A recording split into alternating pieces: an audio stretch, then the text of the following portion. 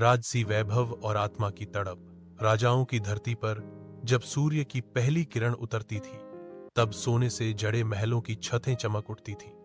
पर उन चमकदार दीवारों के पीछे एक स्त्री थी, जो चांदनी रात में अकेली बैठी रहती थी।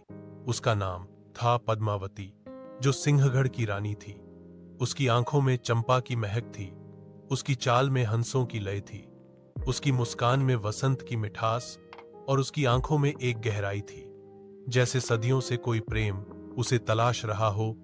पर राजसी वस्त्र पहनकर भी वह भीतर से निर्वस्त्र थी, क्योंकि उसे कभी वह प्रेम नहीं मिला जो आत्मा को छू जाए। उसकी आंखों में अक्सर एक सपना पलता था कि कोई एक ऐसा आए जो उससे उसके नाम, उसके राज्य, उसके सौंदर्य के कारण नहीं, बल्कि उसके भीतर छुपे उस मौन के कारण प्रेम करे जो उसे हर रात सताता है। दूसरी ओर राजप्रेम था, जो मारुदेश के वीरों में सबसे तेजस्वी और तेज तर्रार था, जिसकी तलवार की धार युद्ध में बिजली की तरह चलती थी। पर उसके दिल में एक ऐसा खालीपन था जो हर युद्ध जीतकर भी भर नहीं पाया था। राजप्रेम एक बार अपने मंत्री के साथ दक्कन की ओर कूच कर रहा था, जहां उसके घोड़े की प्यास उसे एक वन सरोवर तक ले आई, और वहीं उसकी दृष्टि पड़ी पद्मावती पर, जो सरोवर की सीढ़ियों पर अपने हाथों से कमल चुन रही थी। उसका चेहरा पानी में झिलमिला रहा था और राजप्रेम की आंखों में वह क्षण जैसे ठहर गया था। उसने पहली बार ऐसा महसूस किया जैसे किसी ने उसके भीतर की आग को शीतल कर दिया हो, और वह बिना कुछ बोले उसकी ओर खिंचता चला गया। पद्मावती ने उसकी ओर देखा और कहा, तुम कौन हो जो मेरी शांति में तूफान बनकर आए हो? राजप्रेम ने कहा, मैं वह हूं जो वर्षों से तुम्हें अपनी आंखों में ढूंढ रहा था, और आज इस क्षण मैं राजाओं का पुत्र नहीं, एक तृषित आत्मा हूं जो प्रेम की एक बूंद को तरसती है। पद्मावती मुस्काई और उसके हृदय में पहली बार कोई आशा का दीप जला। यह मिलन क्षणिक था, पर दोनों के भीतर जो हुआ वह कालजयी था। उनका मिलना अब सरोवर के किनारे की आदत बन गया, जहां वे दोनों चुप बैठते थे, पेड़ों की छाया में पक्षियों के स्वर में संवाद करते थे। कभी पद्मावती उसकी हथेली पर अपनी उंगलियों से चित्र बनाती, तो कभी राजप्रेम उसके बालों में फूल गूंथता समय जैसे ठहर जाता, और चंद्रमा की रोशनी में उनके बीच केवल मौन होता, और उस मौन में ऐसा प्रेम था जिसे शब्दों की आवश्यकता नहीं थी। एक दिन पद्मावती ने कहा, राजप्रेम, तुम मेरे जीवन के उस कोने में प्रवेश कर चुके हो जहां केवल मेरा मौन रहता था। अब वह मौन भी तुम्हारा नाम लेता है, पर यह महल, यह राज्य, यह मर्यादाएं क्या हमें स्वीकारेंगी क्या? मेरा पिता महाराज अमरवर्धन, जो मुझे देवी मानते हैं, उन्हें यह स्वीकार होगा कि मैं एक राजकुमार के प्रेम में हूं, जो मेरे राज्य से नहीं बल्कि मेरी आत्मा से जुड़ा है। राजप्रेम ने कहा, पद्मा, प्रेम की परीक्षा शब्दों में नहीं, युद्ध में होती है। यदि तुम्हारे पिता को मेरे प्रेम पर संदेह है, तो मैं उनकी रियासत की रक्षा कर अपने प्रेम को सिद्ध करूंगा, और यदि उन्होंने मुझे अस्वीकार किया तो मैं एक क्षण में यह राज्य छोड़ दूंगा, पर तुम्हें नहीं छोड़ूंगा, क्योंकि तुम मेरे जीवन की धड़कन हो। महल में उस समय आक्रमण की आहट थी। पड़ोसी राज्य के राजा रणधीर ने युद्ध का ऐलान कर दिया था। महाराज अमरवर्धन की सभा में चारों ओर चिंता का वातावरण था, और तभी सभा में प्रवेश किया राजप्रेम ने। उसकी आंखों में न झुकाव था, न घमंड था, केवल प्रेम की दृढ़ता थी। उसने महाराज की आंखों में आंखें डालकर कहा, मैं आपके राज्य के लिए अपनी जान भी दे सकता हूं। यदि आप मेरी नीयत को परखना चाहते हैं, तो मुझे इस युद्ध का सेनापति बनाइए। महाराज ने कुछ क्षण तक चुप रहकर उसकी ओर देखा, फिर कहा, यदि तुम मेरे राज्य की रक्षा करोगे और विजय लाओगे, तो मैं तुम्हारा प्रेम स्वीकार कर लूंगा, पर यदि तुम हार गए तो तुम हमेशा के लिए मेरी बेटी की स्मृति तक को भूल जाओगे। राजप्रेम ने सिर झुकाकर कहा, यदि प्रेम सच्चा है तो युद्ध में हीरे की तरह चमकेगा, यदि नहीं तो राख में मिल जाएगा। अगले दिन युद्ध भूमि में जब राजप्रेम ने सिंहगढ़ की सेना का नेतृत्व किया, तो उसकी तलवार की चुभन रणधीर की सेना के लिए मृत्यु का निमंत्रण बन गई। उसने न केवल युद्ध जीता, बल्कि रणधीर को बंदी बनाकर सिंहगढ़ की प्रतिष्ठा पुनः स्थापित की, उसकी वीरता की चर्चा दूर दूर तक फैली और महाराज अमरवर्धन ने उसे राजमहल में आमंत्रित किया। राजसभा के बीच महाराज ने कहा, राजप्रेम, आज से तुम केवल सिंहगढ़ के रक्षक नहीं, मेरी बेटी के जीवन साथी भी बन सकते हो, पर एक शर्त है, विवाह महल की रीति रिवाज से होगा। पद्मावती ने उसी क्षण कहा, पिताजी, यदि विवाह केवल रीति का नाम है तो मुझे वह नहीं चाहिए। मेरा प्रेम रीति के बंधन से ऊपर है। सभा में खामोशी छा गई। राजप्रेम ने उसका हाथ थामा और कहा, महाराज, मैं रीतियों की इज्जत करता हूं, पर पद्मा ने जो कहा वह सत्य है। हम दोनों का प्रेम महलों के बंधन में कैद नहीं हो सकता। पद्मावती और राजप्रेम ने उसी रात महल त्याग दिया।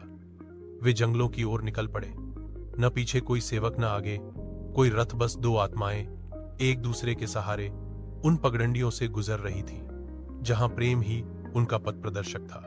उन्होंने खेतों में काम किया, नदियों से जल पिया, गांव वालों की सेवा की और अपनी छोटी सी कुटिया बनाई जहां प्रेम का महल था। न स्वर्ण था, न रत्न, पर वहां हर सांस में एक समर्पण था। वर्षों बीतते गए पर उनका प्रेम समय की धारा में और गहराता गया। एक दिन जब पद्मा ने अपने आंगन में दो कन्याओं को खेलते देखा तो उसने राजप्रेम से कहा, क्या हमारा प्रेम भी यूं ही पीढ़ियों तक बहेगा क्या? एक दिन कोई हमारी कथा सुनकर अपने प्रेम को जी सकेगा। राजप्रेम ने कहा, हमारी कथा अमर है पद्मा, न महल की दीवारें इसे रोक सकती हैं, न काल का भय, क्योंकि यह प्रेम सच्चा है और सच्चा प्रेम कभी मरता नहीं। विरह की आग और प्रेम की अमरता। जब जंगल की शांति में पद्मावती और राजप्रेम की कुटिया एक छोटा स्वर्ग बन चुकी थी, तब दूर किसी नगर में एक साजिश ने जन्म लिया। उस नगर का नाम था कालगढ़ और वहां के सेनापति जयवर्धन की निगाहें सिंहगढ़ की पूर्व रानी पद्मावती पर थीं। वर्षों पहले जब वह महल में राजपुरोहित का पुत्र था, तब से ही वह पद्मावती के सौंदर्य का पुजारी था, परंतु उसका प्रेम लालच से ग्रसित था। वह पद्मावती को पाने की चाह में सिंहगढ़ छोड़ चुका था और कालगढ़ की सेना में शामिल हो गया था। पर जब उसे ज्ञात हुआ कि वह अब राजप्रेम के साथ एक साधारण जीवन बिता रही है, तो उसकी घृणा और अधिक प्रबल हो गई। वह सोचने लगा कि जो स्त्री सिंहासन की शोभा थी, वह अब एक कुटिया में रहती है।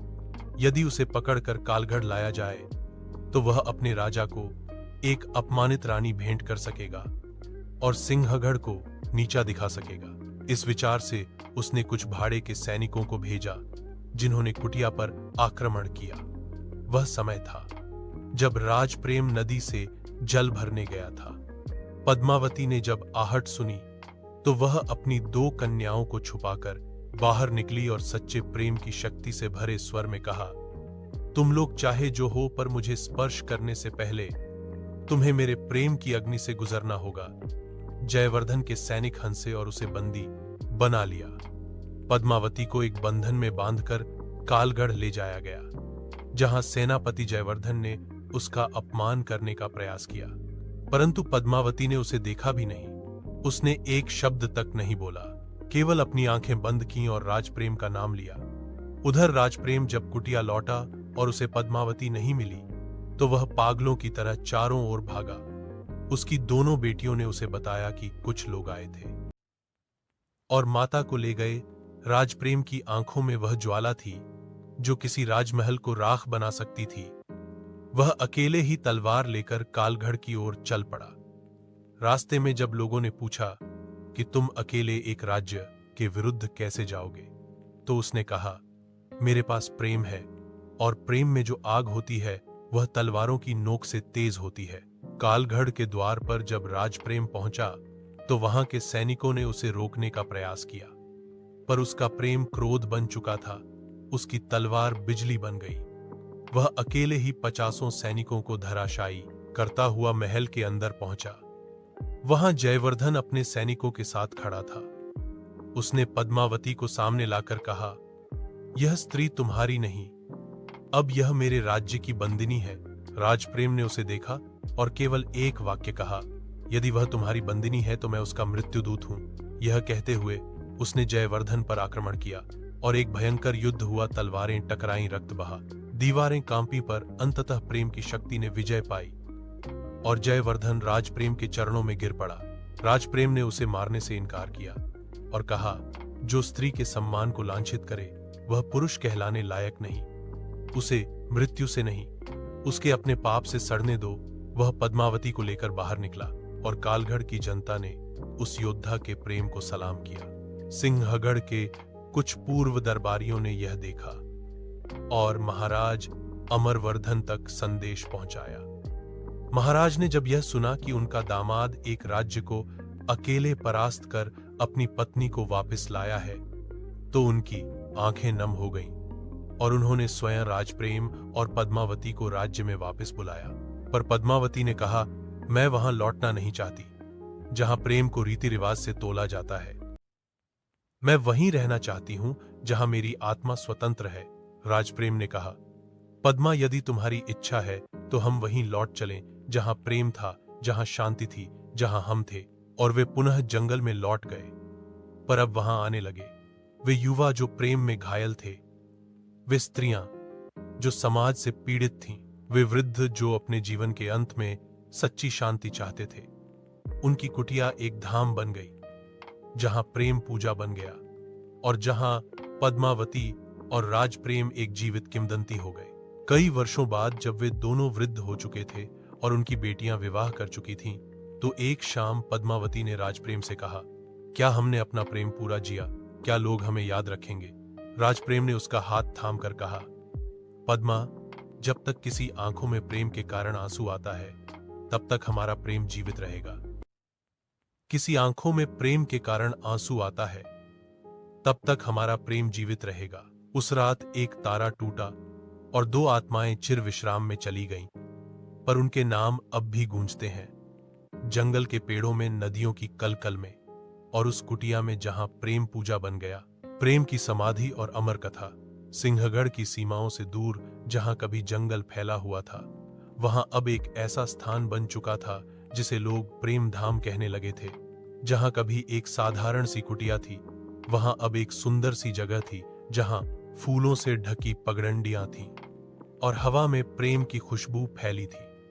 वर्षों बीत चुके थे। पद्मावती और राजप्रेम की मृत्यु के बाद उनकी बेटियां अब वृद्ध हो चुकी थीं और उन्होंने अपने माता पिता की कथा को आने वाली पीढ़ियों तक सुनाना शुरू कर दिया था। हर वर्ष वसंत पंचमी के दिन हजारों लोग उस स्थान पर आते जहां कभी पद्मावती ने प्रेम के लिए राज्य सिंहासन त्यागा था, जहां राजप्रेम ने अकेले एक राज्य से टकराकर अपने प्रेम की रक्षा की थी, जहां दोनों ने संसार को यह बताया था कि प्रेम रीति नीति से नहीं, आत्मा से होता है। अब उस स्थान पर एक स्मारक बन चुका था, एक संगमरमर की छोटी सी समाधि जिस पर लिखा था, ये दो आत्माएं अब विश्राम में हैं, पर जिनकी कहानी कभी विश्राम में नहीं होगी। हर युवा जो अपने प्रेम को लेकर भटकता था, वह इस स्थान पर आकर अपनी उलझने खोलता था। हर वृद्ध जो जीवन के अंत में सच्ची शांति चाहता था, वह यहां बैठकर समाधि के आगे मौन होकर अपने आंसुओं को बहने देता था। पद्मावती की बड़ी बेटी का नाम था राजनंदिनी। वह एक कवियत्री बन चुकी थी जिसने अपने माता पिता के प्रेम पर आधारित गीतों की एक श्रृंखला रची थी, जिसे लोग प्रेम के शास्त्र की तरह पढ़ते थे। उसकी छोटी बहन वंशिका एक संत बन गई थी, जो जंगल में तपस्या करती थी और प्रेम का प्रचार करती थी। एक बार एक राजकुमार शिवांक इस समाधि स्थल पर आया। वह एक युद्ध से हारा हुआ था। उसकी मंगेतर ने उससे नाता तोड़ लिया था क्योंकि वह युद्ध जीत नहीं पाया था। वह टूटा हुआ था।